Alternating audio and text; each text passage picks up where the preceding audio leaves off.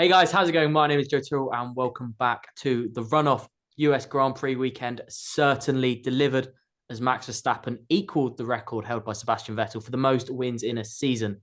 Joining me are Cameron and Toby as always. Lads, I must say, I think the US Grand Prix was arguably my favourite race of the season. How are you both?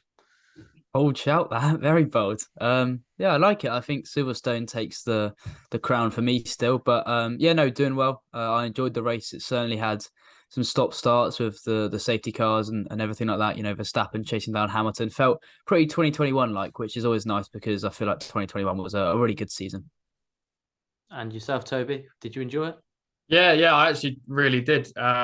I had a last minute call up to do the live blog, and I will admit I was very stressed doing the live blog because I stood up to have like a minute break and just stretch my legs, and I had to instantly write something. So it was a hectic session, but I loved it. I think it was really good. There was upsets, there was surprises, you hate to see them, obviously, but there was crashes, but it was also good to see a bit of excitement. I know that kind of sounds quite bad, but No, yeah, I completely agree. I think it was a good race, a good spectacle, loads of fans there, which obviously we know F1's on the rise in America, and that just kind of summed it up perfectly. So yeah, I think overall it will be a weekend where F1 look at that in such a positive manner. Yeah, you mentioned there the fans. I completely agree. Like, I think that just you go to some of the tracks and it just feels like a dead atmosphere, a bit flat. But like when Max and Lewis were and Charles Leclerc was defending from Max, you could hear the atmosphere in the crowd, and I think it really adds to the even though we're watching from wherever we are, it's sort of definitely makes the experience more enjoyable, I'd say. Yeah, I agree. I think the fans made it a really good event, and it will continue to. It's another reason why I want to say that's why we've introduced a third race in America. Obviously Las Vegas next year. So yeah, looking forward to that for sure, and looking forward for Austin. Looking back on it, was a really good race. Yes, it was indeed. The only downside for me was that Lewis Hamilton couldn't close out the win, and in the end, Max Same. got past. Max I, I got think past with a fair few laps. I think Max should have just let him win. I think you've got to let your Yeah, elders win. You've got to respect your elders. I It think was Max. it was great to reminisce though, wasn't it? Yeah, but it wasn't the same, was it? Like it was No, obvious of course not. that But it Verstappen was gonna get him, and then but it was like that glimmer of hope where you think, oh, he can do it. But I think then this is the first race I've seen this season where I've had genuine belief Hamilton could get there.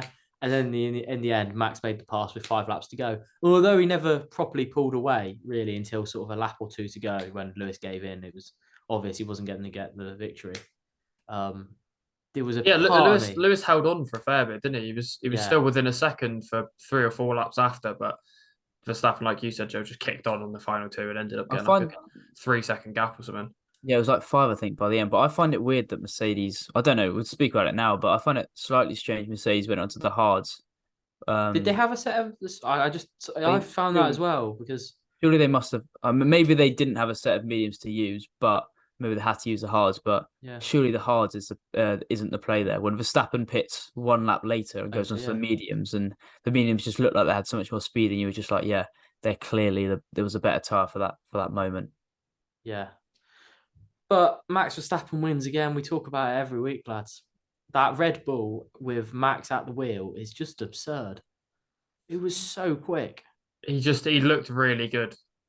Um, and then obviously I mean, Red Bull's shaky pit stop kind of would have caused a few murmurs amongst the fans, but then he just looks unbeatable. And Yeah, imagine if he didn't have that pit stop though. It's like yeah, six he Would would seconds have have up been the like road. blown. almost 30 seconds clear. Yeah, it was ridiculous. But I think for Red Bull to win the Constructors' Championship this weekend, obviously after the sad news of the passing of Dietrich Mateschitz, I think that's quite potentially the perfect way to round out a sad weekend. He'll definitely be looking down with happiness to see that his team has done what they've put out to achieve. Yeah, it is. That is obviously a huge overshadow over their weekend, really. It sort of feels like we've not been able to properly celebrate Max's title and now Red Bull's title because of other stuff. But I'm sure they dedicated that victory yesterday to the Red Bull owner. So yeah, fair play to them. Well done, Red Bull. But outside of that, was there any standout performances? I'm just looking back at the results now. The only one I could think of is Sebastian Vettel. Oh no! I actually thank you for mentioning that, Toby. I want to have a word about Seb because he was a man possessed this weekend.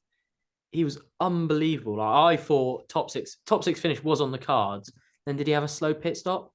He had a 16.6 second stop, and it just ruined his race. It did, but then he finished 7th because Alonso has got a penalty since the race, and he finished 7th, which is a great result. Could have finished higher, but that last battle, I think, was it with Mick Schumacher? I think it was K-Mag. K-Mag, yeah, it was K-Mag. He went round the outside of one of the final corners. The exact same move he did on Albon, right round the outside. Had just more grip because of these fresher tyres.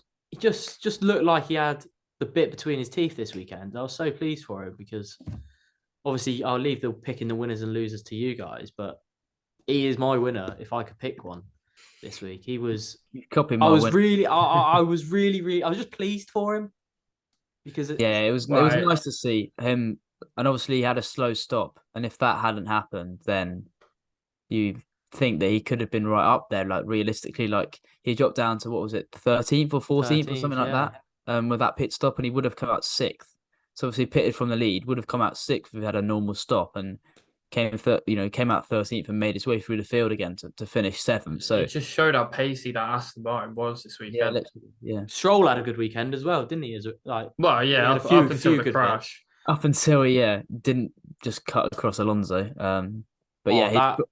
His qualifying was very good, Stroll. That crash was mad because Alonso was just on his back 2 wheels, wasn't he? He flew for a little bit. Little wheelie. Yeah, I mean, I saw that happen. I was like, "Wow, it's so scary what happened." I remember the camera angle they had on it was like the one it was down the straight, wasn't it, or sort of at that sort of angle, and it was. You could just see the underside of the car. It was just front on, and it reminded me of was it the crash at Mugello a couple of years ago? From the was it from a standing restart or something? Ericsson had a big crash where he was rolling. It was the angle. I mean, sort of just like it was in. I know which one you mean, Joe. And there was a massive crash at the back of the field, and it just wiped out like half the back markers, and it was just the angle. And I'll be honest, I was expecting way more. I do remember. I remember way more. I was expecting way more damage, just from sort of seeing it because you sort of saw Stroll spinning across the road. You had Alonso going off one way. It could have been a lot more serious. Yeah, they could have been collected by the onrushing cars, to be fair. And Gasly just avoided it. I think Schumacher just avoided it. So, yeah, lucky that nothing worse happened because it could have been really bad. And obviously, Alonso then managed to carry on and then, got a 30-second time penalty that dropped him out of the points, which is pretty harsh, realistically. But the FIA's made that decision. So, well, yeah. Pretty rough weekend in the end for Alonso because he had a good result and then not such a good result.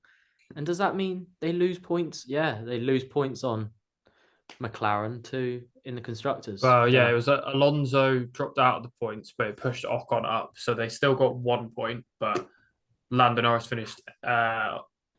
That's close. So that is 8. Yeah, basically the gap now between McLaren and Alpine is 6 points with Alpine in the lead. Yeah, that is really close. Squeaky bum time for McLaren and Alpine. But let's move on now, lads, to your winners and losers. Who wants to start? And where do you want to start? I'll let you guys decide. Well, Cam's winner's already been mentioned briefly there. So do you want to just... Yeah, I'll kick off with my win. Sorry, Cam. I didn't realize.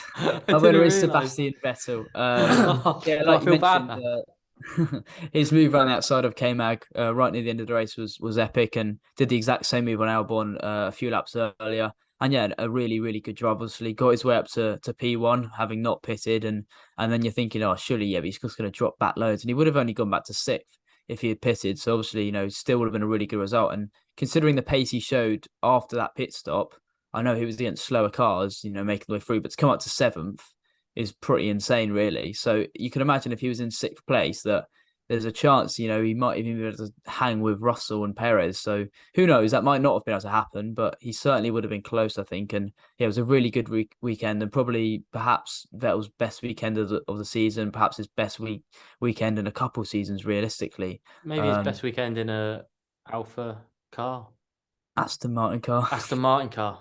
That's the I one. think, yeah, I think other than Vettel's got a podium in the last 2 years, has he not? the one at Baku, but Yeah, Yeah. that's true. and obviously his performance at Hungary in But 2021 obviously that got taken away from him. qualified. But yeah, this was another one of those where you're thinking, yeah, that was a really, really good drive from Seb, and what you kind of expect for a four-time world champion. And yeah, he's going out nicely, which I think is good. Obviously, his last time driving around Austin, and hopefully he can continue that form for the rest of the season. Yeah, I've already waffled about Seb, so I won't. After taking that moment away from Cam, I apologise. But Toby, your winner. Where are we with that?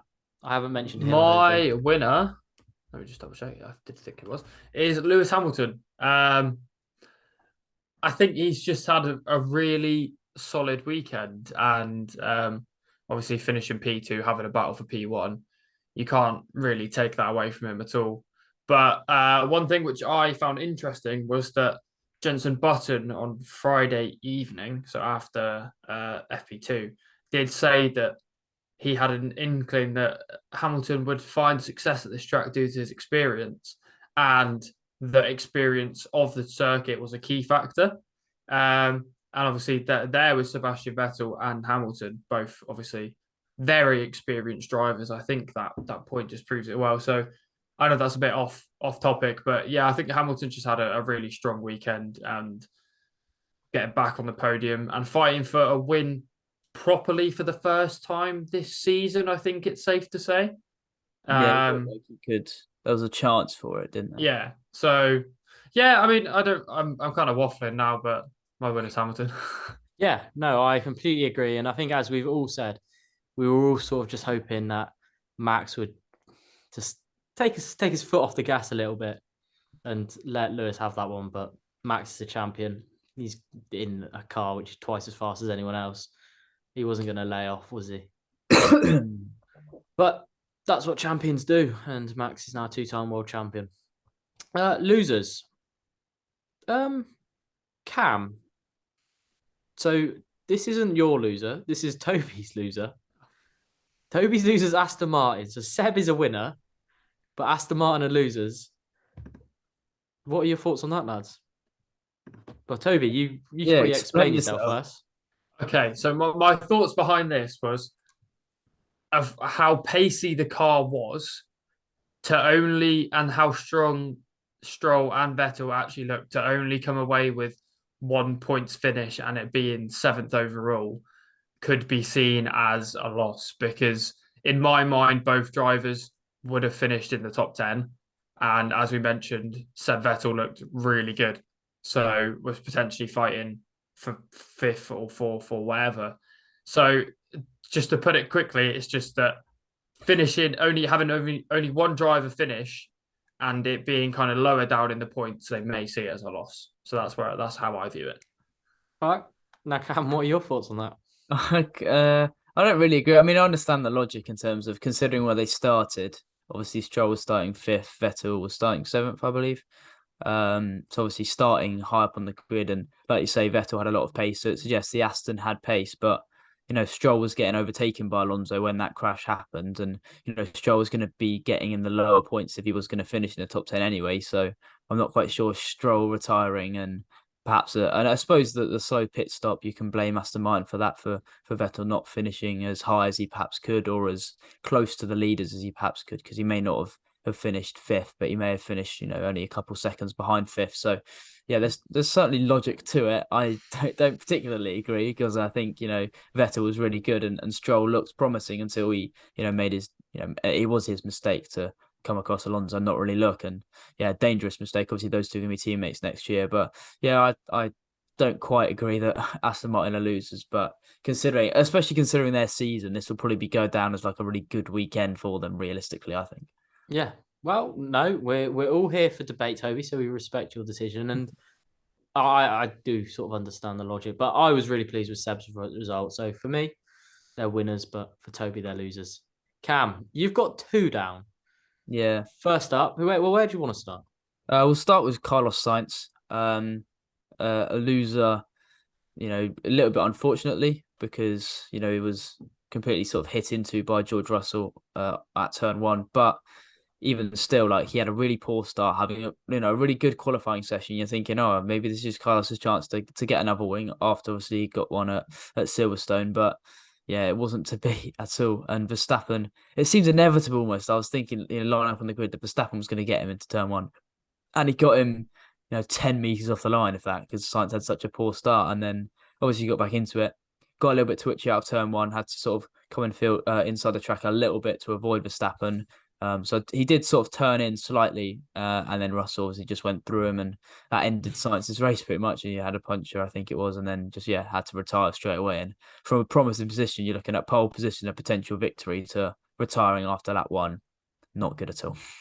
I guess it's similar to what Toby said about the Aston Martin result. Is not necessarily Sainz's fault, but there was so much potential there this weekend. It looked like for Sainz and Aston Martin, and ultimately they probably have underachieved given what they were maybe hoping for and what could have been.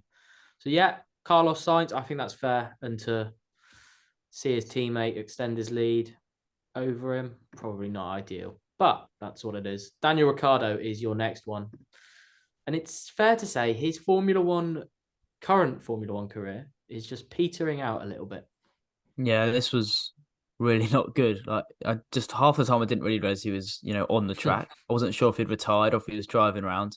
Obviously, he finished 16th, I think, in the end, was over 36 seconds behind Lando Norris, even though there were two safety cars to bunch up the field during the race. So imagine if there weren't those two safety cars, you'd imagine that gap would be even bigger.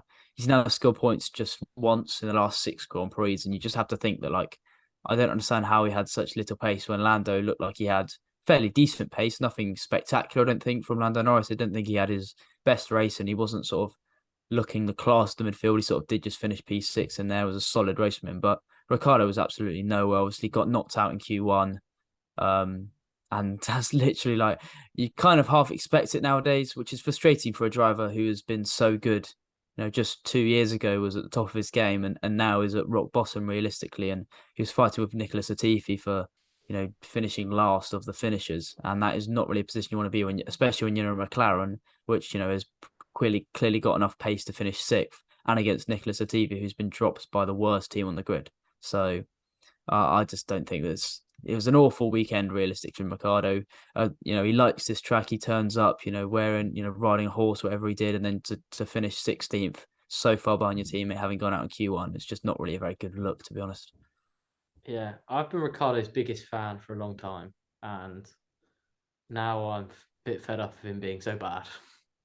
I don't know, Toby, do you have anything else to add on Daniel Ricciardo? Because I think Cam said it pretty well, but I think the best thing for Ricciardo to come out of this weekend was the fact that he's being rumoured with a test driver seat for Mercedes.